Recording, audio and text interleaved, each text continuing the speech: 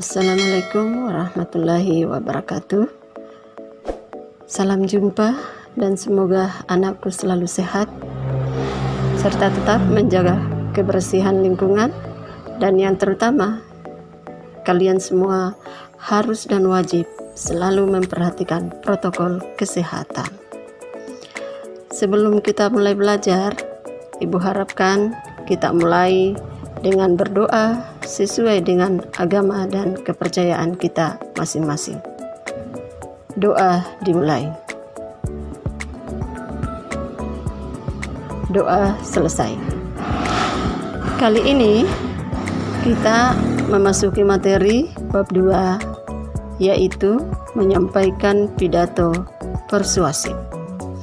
Tujuan pembelajaran kita kali ini ada 2. Yang pertama, memahami definisi dan jenis-jenis pidato, dan yang kedua, mampu membedakan metode pidato. Kita melangkah ke tujuan pembelajaran kita yang pertama. Pengertian pidato. Dalam KBBI atau Kamus Besar Bahasa Indonesia, pidato berarti pengungkapan pikiran dalam bentuk kata-kata yang ditujukan kepada orang banyak. Nah, pidato di sini berarti ada pengungkapan pikiran kepada orang banyak. Pengungkapan itu bisa diungkapkan secara lisan atau diungkapkan secara tertulis terhadap pendengar. Nah, gagasan yang ada dalam pidato itu biasanya berupa informasi, pernyataan, ataupun ajakan yang ditujukan kepada pendengar. Itu yang merupakan pengertian pidato. Kemudian selanjutnya, jenis-jenis pidato. Jenis pidato kita lihat ada 4 bagian. Yang pertama, sambutan. 2. Pidato pemerintahan. Kemudian yang ketiga, pidato instansi. Dan yang keempat adalah ceramah. Kita jelaskan satu persatu. Yang pertama, sambutan merupakan jenis pidato yang disampaikan secara tertulis atau lisan.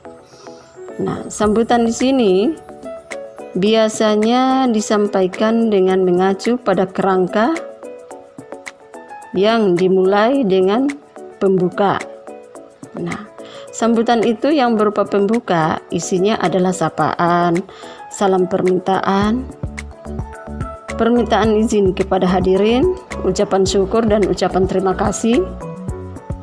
Kemudian yang kedua, ungkapan perasaan. Artinya ada rasa senang atau hormat, ucapan selamat atau dukungan moral terhadap kegiatan atau acara. Sehingga pada dasarnya sambutan ini biasanya dilaksanakan ketika ada acara-acara tertentu. Nah, seperti misalnya kegiatan kita di sekolah, ada kegiatan kepramukaan. Ketika ada sambutan, maka biasanya yang diundang adalah ketuanya ataupun pembina dari pramuka tersebut. Kemudian yang ketiga ada penutup.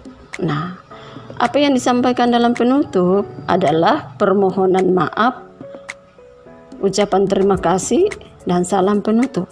Permohonan maaf artinya apabila kegiatan tersebut berlangsung ada hal-hal yang tidak diinginkan, ada hal-hal yang tidak sesuai dengan keinginan. Kemudian ucapan terima kasih karena para hadirin bersedia untuk hadir mengikuti suatu acara. Kemudian yang kedua, pidato pemerintahan. Pidato pemerintahan yaitu pidato yang berasal dari pemerintah untuk rakyat. Pidato ini berisi informasi resmi menyangkut kebijakan pemerintah. Biasanya dapat dilakukan dengan berbagai cara. Cara itu diantaranya pertemuan antar pejabat dengan sebagian rakyat, atau pemerintah dengan media massa. Nah, pidato pemerintah di sini harus jelas, tepat, dan pasti. Karena kesalahan dalam penjelasan akan berakibat fatal. Pidato pemerintahan ini bisa kita ambil contohnya, misalnya pidato kenegaraan presiden. Berarti di dalamnya itu ada imbauan pemerintah. Kemudian yang ketiga, pidato instansi. Nah, pidato instansi ini bersifat memberi penerangan, penjelasan, dan pendidikan. Pidato ini dapat disampaikan melalui berbagai media massa.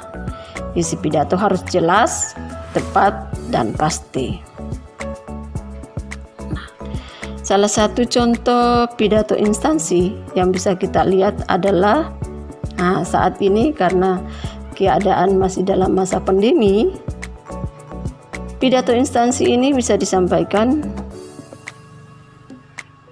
oleh pemerintah melalui ajakan untuk tetap memperhatikan protokol kesehatan. Selain itu, pidato-pidato instansi bisa juga kita jadikan sebagai contoh, yaitu imbauan agar masyarakat tertib membayar pajak. Dan yang keempat adalah ceramah. Ceramah merupakan jenis pidato yang menjelaskan sesuatu di hadapan pendengar. Ceramah ini biasanya diselingi dengan sesi tanya jawab. Olehnya itu, isi dari sebuah ceramah boleh menyangkut tentang keagamaan, kesehatan, atau politik. Selanjutnya, kita melangkah ke metode pidato. Metode pidato pun ada 4 macam. Yang pertama, pidato memoriter, kemudian pidato manuskrip, metode manuskrip, metode impromptu, dan metode ekstemporan. Metode memoriter merupakan metode pidato yang dilakukan secara hafalan. Nah, orang yang menggunakan metode memoriter berarti penyampaian pidatonya itu dengan cara dihafal tanpa bantuan naskah apapun. Kemudian metode manuskrip kebalikan dari metode memoriter tadi. Karena manuskrip di sini merupakan metode pidato dengan membaca naskah.